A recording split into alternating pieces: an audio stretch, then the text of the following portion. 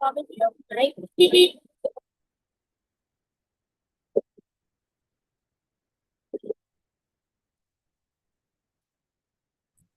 I think we got the mic and your video stopped. How do you start it? I can't see your video. I know that. I can't either. The button is not coming up online. But I hate to bore all your devotees with the details of my technical inaptitude. Okay, Swamiji. Namaste, Thank you, Krishna. Swamiji.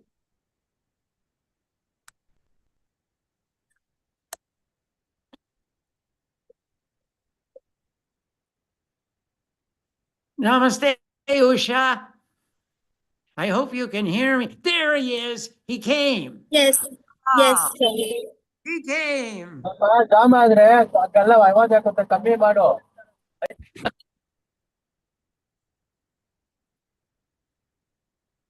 अच्छा ये हो गए है. You can see. ಆವಾಜ್ ಹಾಕುತ್ತೆ ಅದೆಲ್ಲೋ ಏನು ಆವಾಜ್ ಆಗ್ತಾ ಇದ್ದೀರಾ ನೀವು? Can you see Mother Pallavi? Yes, we can see Mother, but her head is chopped. I can't. What are you saying? Someone is talking in the background. कैसा नहीं आवाज आते हैं भैया एक मिनट भैया. किसी का है? Yes, Swamiji, we can see Shrima, but little bit distant the camera. Yeah, this is better. Make it more distant? No, this is better, Swamiji. Okay. I'll try the other side of the camera then. Yeah. Thank you for being on that side of the camera.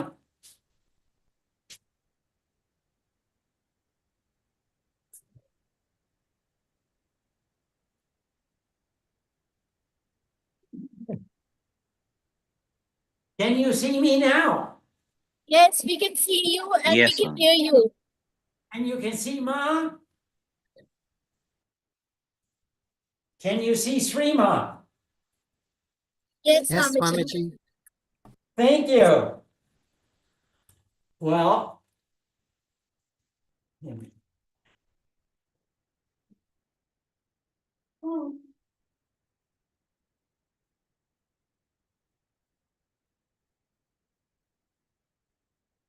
Om Sam Saraswati Namaha, Namaste. And we are reading from the book Shrima, Living with the Soul. And we're on page 77. And the title of this story is Shiva Visits Swamiji.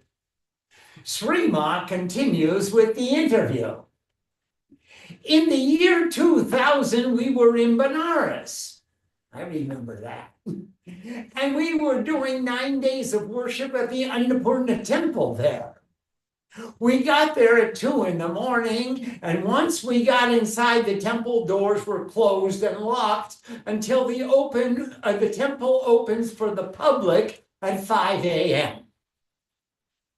Swamiji was performing the cosmic puja, and in the middle of his puja, he would go beyond himself.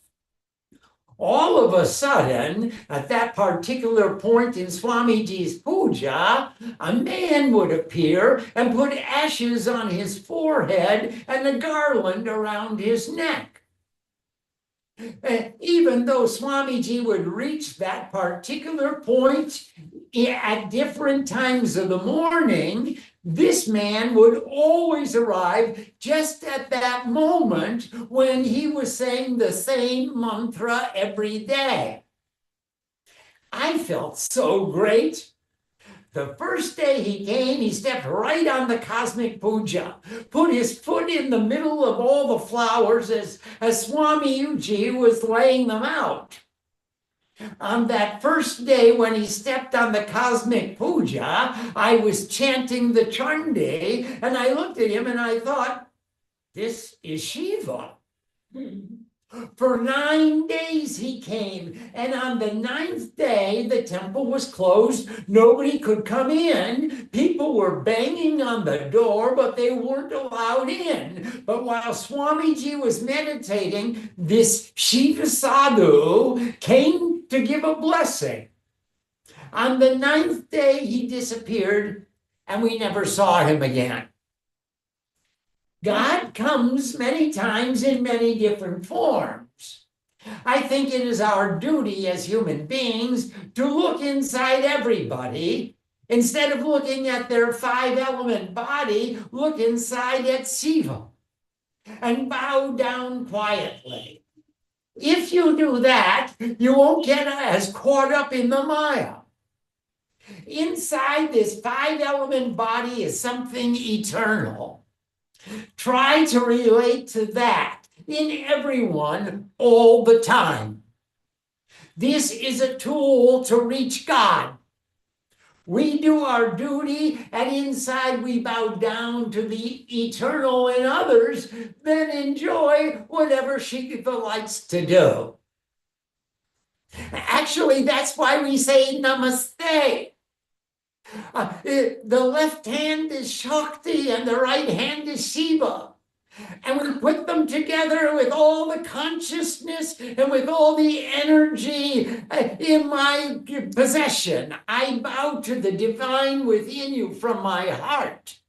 Namaste. Laughing. It's so beautiful, but it is hard for people to remember Shiva these days, and it's even harder to see Shiva inside other people. When people are bound with their desires and anger and greed and lust, and these are pulling people down, divinity is completely lost. There's a story about the Guru Gorakhnath. There is another story about Trilinga Swami. In this way, pure energy always expresses itself. Laughing, but nowadays it's very hard to find. It's because of karma, lifetimes of karma. Answering the call. Oh, friend, if you are in love, then why are you asleep? If you have found him, give yourself to him, take him. Why do you lose track of him again and again? If you were about to fall into heavy sleep anyway, why waste time smoothing in the bed and arranging the pillows? Kabir.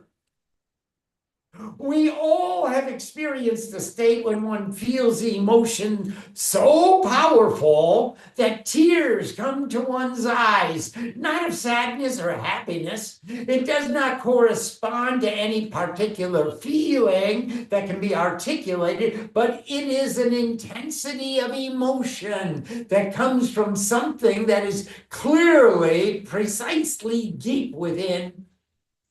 These emotional vibrations, when contained, condensed, concentrated, can achieve extraordinary things. All kinds of miracles can be done out of this pure love, which is selfless, which demands nothing in return, which expects nothing in return. Shrima's love, by the purity of its own nature and the divine instinct within it, feels and knows spontaneously in a much more direct and luminous way than the highest possible intellect, which suffers from limitations of physical perceptions. In this talk, Shrima picks up the narrative of the story, which exemplifies her selfless love to all beings without exception. Kolkata Satsanga. Shrima, I went back to the Belur lady's house. During that time, lots of devotees started to come and to see me. A man came every day. He had a big tumor inside his ear, and he was very worried about having an operation. I gave him a blessing and his tumor broke. He became a great devotee and I stayed for a long time at his house. Then I started to go here and there. Lots of devotees were calling me. It became a big thing. Now I'm thinking, big thing. Laughing. At that time, I didn't have those kinds of thoughts. In 1976, I stayed at Gopal Chakraborty's house in Kolkata. Every evening, people would come, and after my samadhi broke, many words would come from my mouth. Discourses would come, and I would give people advice about their lives. Everybody listened in silence. When I was in samadhi, it was almost as if everyone else was in samadhi too. Several hundred people were there, and then many people from Kolkata started to come. When it got too crowded, I left. That's the way I was. And here's a picture of devotees gathering for Srima's satsang, and there are a lot of them. After that, I didn't tell anybody when I was in town. You know, if there was some purpose for me to come, I would fulfill that purpose. In 1976, I was mostly in samadhi from morning to night. I told Gopal Chakraborty, give me some ruled paper so when something comes to me, I can write it down. Thakur told me many things, which I did write down. There were many pages, and Thakur told me how to organize them. Thakur told me within 6 months, Belur Mort will host a big convention, like Vivekananda's World Convention. I told Gopal's wife, because they are very devoted to the Belur Mort, go to the president and tell him to organize this convention. They laughed. The president said, I don't think that after Vivekananda, anybody in the Ramakrishna order can do such a convention again. They didn't believe it would happen, but it did happen within 6 months. I was in Guwahati at that time, so I came back to Belur Mort. I brought some of the writings that Ramakrishna dictated to me and told Gopal to read them at the convention. The president told them that day, please hide her, don't take her out and make her a public figure. I started to travel all over India with my devotees, performing pujas and meditation. Also, I was caught by the Bengal government. If they wanted to establish a foundation or a hospital or school, they took me there for blessings. So all these demands started to come from the children, constantly pulling me here and there. An enlightened sadhu calls.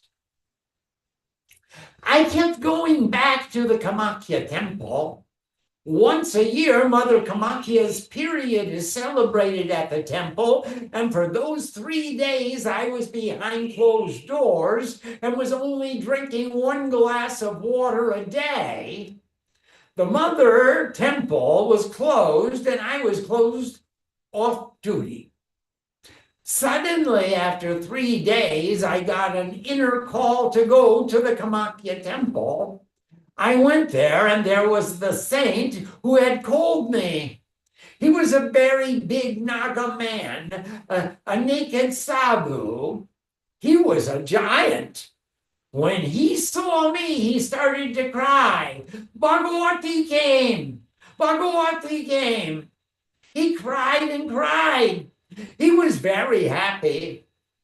After that, he and I both went into deep meditation for many hours. We never said a word. After I saw that saint, I left. I have a deep connection with him all the time.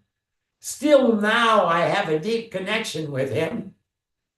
He's not on this earth anymore. He left his body, but still I have a deep connection with him and with so many other sadhus. I could see that this sadhu was enlightened. Many sadhus came to the Kamakya temple, but he was really calling for mother, and his devotion pulled me. When a real sadhu, a pure sadhu, sees another pure sadhu, there is no talking. When a soul realizes who they are, there is no separate soul. There is only one soul. When we love God with a pure heart, there is no difference between us and God. We are one. I am everywhere. When Ramakrishna went to see Trilinga Swami wasn't talking at that time. So Trilinga Swami made a gesture to Ramakrishna of 2 fingers. Ramakrishna made a gesture of 1 finger to Trilinga Swami. That is all you have to say. Akali Sadhu. At that time, I would walk and walk and walk. Where I was going, I didn't know. Ultimately, after 3 or 4 days, I found myself at the top of a mountain. A saint was doing sadhana there, and he was calling me. He was bringing me there. There was nobody else at the top of the mountain, just wild jungle. I just knew that God was holding me. This saint was doing tantric vidya sadhana to Chinnamastakali. There were 5 or 6 dogs there. I remember one dog was barking at me, but he didn't do anything. I went inside the temple, a beautiful temple with a big Havan Kund, a ceremonial fire pit. I sat down and the sadhu saw me and he said the same thing. You came. I was waiting for you. He did puja to me, but he could not feed me because I went into samadhi. When I broke my samadhi in the evening, he was calling, Ma, Ma, Ma. And then I got up and left and never looked back.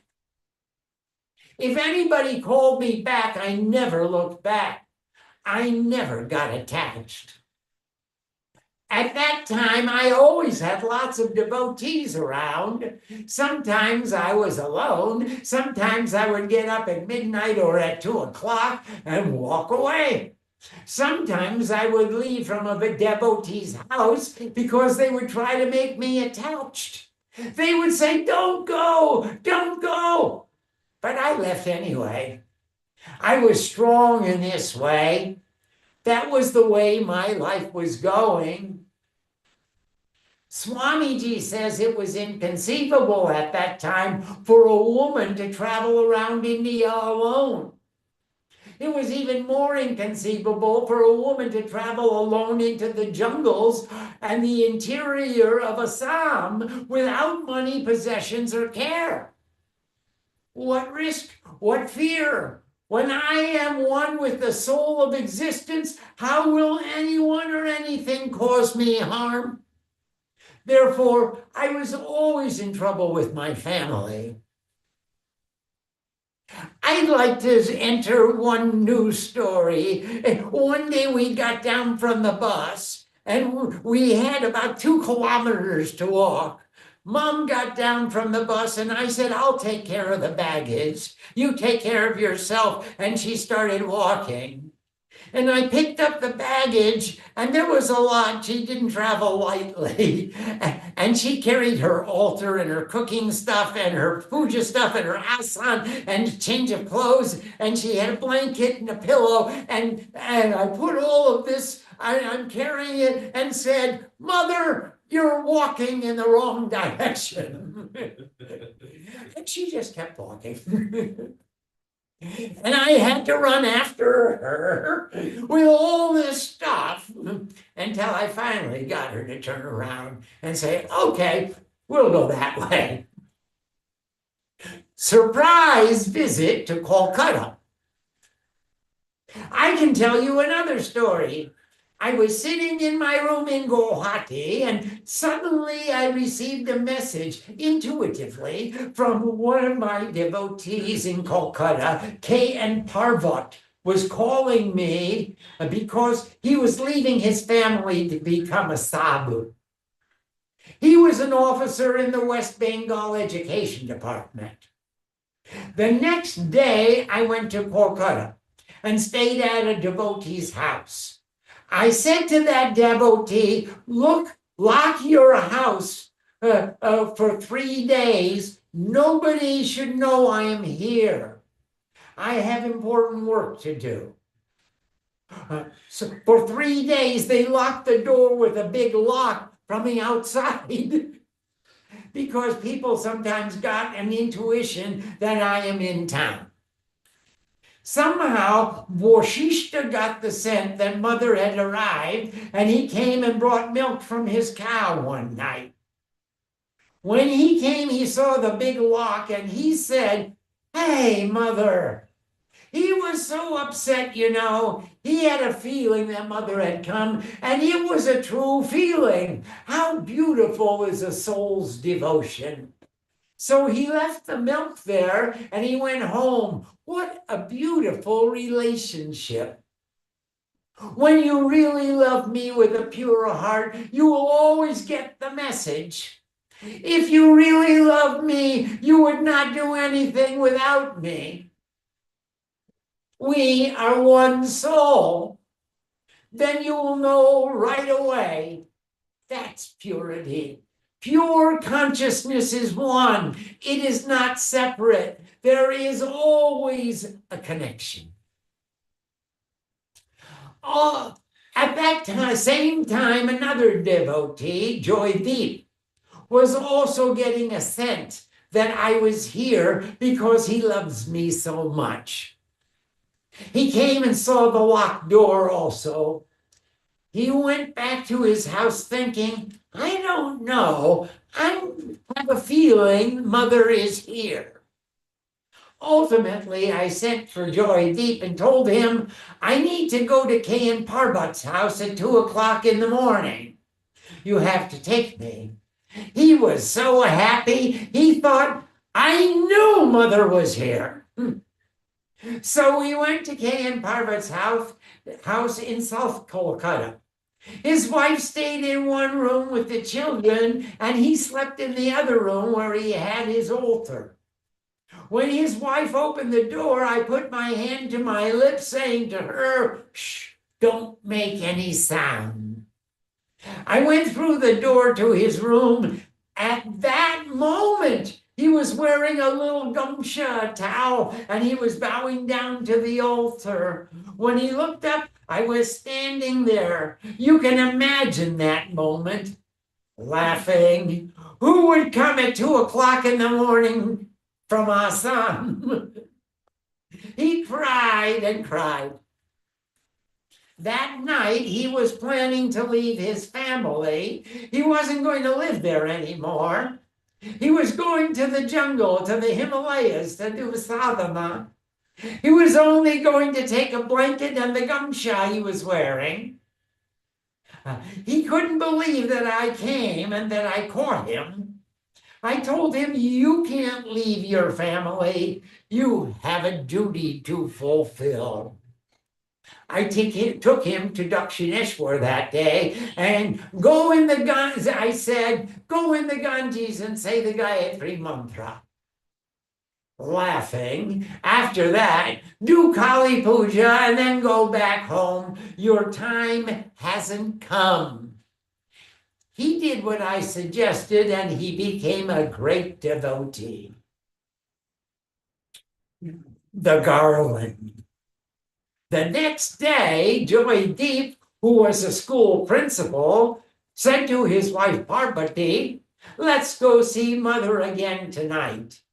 And his wife said, "I'm not going. I don't believe in her. You go." He got mad and said, "Today you will believe in her." She said, "If she gives me a garland today, I will believe that she is a true sadhu." So that night she came. I was in Samadhi, and when I'm in Samadhi, people put many garlands on me. When I opened my eyes, I took a garland and put it on Joydeep's wife. And she started to cry, "Forgive me, forgive me, Kshamakoro, Kshamakoro." It was like Girish Ghosh and Ramakrishna laughing. When Girish Ghosh wanted to know who Ramakrishna was, Ramakrishna gave him proof. Sometimes children want that kind of proof. It is you. For most of us, it is extremely hard to fathom these stories, but we believe Srima because our own experience of being with her is extraordinary and profound. Just look into her eyes and see something unfathomable. I still wonder who is that person. My answer is that she isn't really a person, but something different, something not of this world.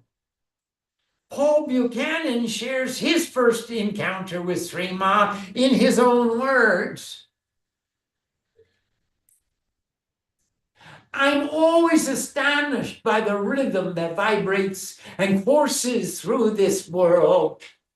I've always taken great solace in nature, letting the song wash over me. However, when I came face to face with a human manifestation of that harmony at the Devi Mandir, she shook my core. She shook me to my core.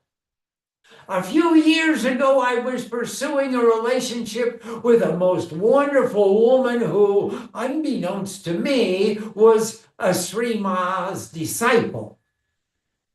During the first several months of my relationship with Thema, I couldn't help but wonder why she was always busy during the weekends. When prodded, she would vaguely allude to her family in Napa, that she visits on the weekends. I knew that Seema is a very private person, and I had yet to earn her trust. Eventually, I did earn her trust, and most importantly for me, her love, and this mysterious place in Napa began to take shape. I heard about Swamiji. Swami who? Okay, I was raised Catholic. The Devi Mandir, her many friends, and most often about Sri Ma. She always told me they were her family. It took a while before I realized these were not her blood relatives. She told me that about a month before we met. She and Sri Ma were walking at the Devi Mandir, and Sri Ma suddenly said, "There is a Paul I have not yet met." When I heard this, I declared with full confidence, "Well, she obviously means me, and you have to take me there." I was just beside myself with curiosity and couldn't wait for Seema to take me to this place. Seema and I were sure by now that we would spend the rest of our lives together as husband and wife. California is my home, and I've lived here for my entire life. The beautiful California outdoors, the Coast Ranges, Sierras, redwoods, and wine country are my favorite stomping grounds. So when Seema and I went on a May evening for the Saturday program to Devi Mandir, I did not know what to expect. As soon as we stepped out of the car, I was struck by the Devi Mandir atmosphere. most beautiful and peaceful. It was dusk, and as we were making our way up the road, Seema says, "Here comes Swamiji." Coming down the road was an American man dressed in orange with a big bushy beard and the most curious eyes. Trust me, those eyes don't miss much. There is such a light there, an intense awareness. Seema had already prepped me on how to greet people with a namaste, but Swamiji wanted me at ease and just stuck out his hand and said, "Hello, nice to meet you," with a warm smile. After parting ways with Swamiji, Seema and I continued to the temple, a modest building at that time, not the beautiful place of worship that there is now. As I was removing my shoes to enter, Seema told me that Shri Ma was coming. I'd like to stop here and tell the readers something. I did not want to write this article. I can still recall that evening vividly, the evening that shook me to my core. Conveying this story in words seems akin to trivializing it. Meeting Sri Ma for the first time is most unsettling. If one hasn't met her, trust me, one has not met the likes of her before. Sharing this experience can only lessen the reality. I do so because it is important for all of us to know that a human can evolve to this height of greatness. I looked down the path, and because it was dusk, it was difficult to see. There was a group of people, and in their midst was a slender figure that, as I told Seema afterwards, looked as though she was floating up the path. A silent voice carried up the road saying, "Don't be afraid, you're in a different world now." Swamiji, standing next to me, raised his arms and loudly said, "Welcome to the new world." Not sure of what just happened, I just stood there, rooted to my spot, while the group, Swamiji and Sri Ma, entered the building. It was apparent that Seema having a boyfriend was pretty big news, and people were curious about me. I met many people who were very nice and seemed genuinely happy. There were also some that appeared wounded and struggling. Seema told me later, this is an ashram, and here anyone can find a shelter. Soon after I settled in, I realized my big mistake, wearing jeans and not bringing a pad to sit on. I was immensely uncomfortable as the program progressed. Just how long can these people sit in one position? My legs were falling asleep. My butt was hurting. I couldn't understand 99% of what was being said. Clearly, I did not belong here, but I couldn't keep my eyes off of Sri Ma. I remember the group singing a devotional song. At one point, it became apparent no one was following along the lines or melody or the tune properly, and the song was breaking down badly. Suddenly, Sri Ma called out, "Come on, what's going on here?" The group found their lines pretty quickly. So this is a woman who takes singing seriously. After the program ended, what seemed an eternity, everyone began to line up in front of Swamiji and Sri Ma. I asked Seema what was going on, and Seema told me that the people are lining up to receive a blessing. I very diplomatically stated that I should wait here, but Seema told me in an equally diplomatic manner that it would be good to get a blessing. So I hesitatingly joined the back of the line. I was a bit alarmed, an understatement to say the least, to see that some of the people in front of me were lying prostrate in front of Swamiji and Srima, while others were bowing down, touching their heads to the floor. Was this expected of me? As I debated in my mind how I should act, I suddenly feel Srima regarding me. I was uncomfortable before. Now I am downright nervous. It is my turn, and I take a knee in front of Swami, thinking it is a safe, respectable position. Swamiji smiles and offers me what appears to be yogurt, and I extend my left hand to receive it. He gently asks me to offer my right hand to accept the prasad. Seema really could have prepped me better. After tasting the yogurt, I slide over to Srima, and I am now face to face with her when the full impact of her being envelops me. I feel completely exposed. She casually asks me, "Have we met before?" And I blurt out in partial daze, "Yes, I think so."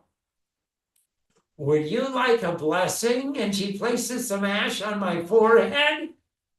As I walk away feeling unnerved and unsteady, a petite woman approaches me and hands me a book, Before Becoming This, and says, "Srima wants me to have this." I feel a genuine bliss deep down in my heart to have received a gift from her. Much to my delight, food is being served now. As I was enjoying a plate of delicious food held in one hand and a cup of rice pudding held in the other, I noticed Ma is walking towards me, again with the same effortless movement. I say to myself, is it my state of mind, or does this woman seem to just glide along? As she nears me, a thought occurs. What if she is going to shake my hand, and my both hands are occupied with food? As though Srima reads my dilemma, she tells me, "Hand me the cup," and then takes my free hand. Now I am completely and utterly immersed in her. I notice nothing but her. I remember nothing of what she says to me, and it's only afterwards that Seema tells me what she said. "You need to get to know us better, and we need to get to know you better." She then smiled and walked away. On our drive home, all I could think about was Srima. My mind was totally at peace, but completely energized. Never had I met anyone like her. The force of her uplifting energy is like nothing I've experienced before. I was completely in awe, in love. Her beauty took my breath away. There really is divinity without human beings, and I had just experienced it firsthand. There really is divinity within human beings, and I had just experienced it firsthand. Divinity in Srima comes from being a very simple person. She is not complex. She has no guile, and there is no hidden agendas. What Srima embodies is love, and unconditional pure love. But what is this unconditional pure love? I realize it's the tune, the harmony that pulses through everything in the universe. Srima is so much in tune that she is transported by it. Fast forward a few years, Seema and I are married and now living in a house in Sacramento. One lazy afternoon, we were lounging around the house, and the conversation turned to Srima. We had been to the Devi Mandir the previous evening, and Shri Ma had sung a song which was so powerful it made me cry, even though I did not completely understand the lyrics. As Seema and I are talking about her in the previous evening, the phone rings. Seema answers the phone, and it is Shri Ma. Seema hands me the phone and says, Shri Ma wants to talk to you. Suddenly, I'm like a little kid and excitedly say, hello, Ma. She says hello and asks if I have time for a short story. Of course, Ma, I reply, and she proceeds to tell me the following story as I remember it. There was a guru who was always naked, never wore any clothes. He had many devotees. One day a devotee went to the guru's home and knocked on the door. Who is it? Asked the guru. It is I, answered the devotee. And the guru did not open the door. The devotee was upset and left. The second day, the devotee went back and again knocked on the door. Who is it? Asked the guru. It is I, responded the devotee again. The guru did not open the door. The devotee was again saddened and went away. The determined devotee went back on the third day and pounded on the door. Who is it? Asked the guru. It is I, cried the devotee in anguish, and the guru went silent and did not open the door. The fourth day, the devotee went back to the guru's home and gently knocked on the door. Who is it? Asked the guru. It is you, replied the devotee in silence. This time, the guru opened the door. After Shri Ma finished the story, she asked me if I understood the story. Although not sure if I comprehended its meaning, is it living in complete silence, or completely surrendering to the guru, or both? I told her yes. Shri Ma laughed and said goodbye. After I hung up the phone, Seema asked what Shri Ma had said, and I repeated the story Shri Ma had just told me. When I finished, Seema's face reflected the astonishment I felt. You see, when I'm around the house and not expecting guests, I'm usually without clothes. This bodily appearance is not all. The form deceiving the person is a mask. Hid deep in man's celestial powers can dwell. His fragile ship converses through the sea of years, and incognito of the imperishable, a spirit that is a flame of God abides, a fiery portion of wonderful, artist of his own, on beauty and delight. Immortal in our immortal poverty, this sculptor of the forms of infinite, this creed unrecognized inhabitant, initiate of his own veiled mysteries, he hides in a small dumb seed of his cosmic thought. Sri Aurobindo, 19th century philosopher. Om Sam Saraswati Namaha. Namaste. And here we'll pause this session's reading, and in our next session we'll talk about faith and doubt. Thank you all very much for joining us. Pranam. Pranam, Swamiji. Pranam, Ma. Thank you, Swamiji. Thank you, Ma. Pranam. Let's see if we... Namaste, Kripananda. Namaste, Swamiji. Swamiji. Namaste. प्रणाम माँ प्रणाम Swami ji Namaste to all of you. There, let's see, how do we turn this camera around? On the No, top that of the is top. Brahmananda. How From the top. does this work, From the top, Swamiji. Pallavi? There is a camera button. There you are. No, you're not.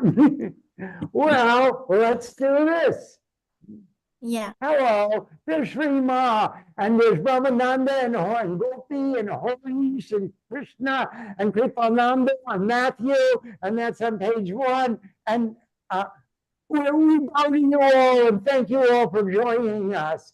And have a beautiful morning, noon, or night, wherever you are, and we'll see you in our next session. Pranam. Jai Ma. Pranam. Blessings.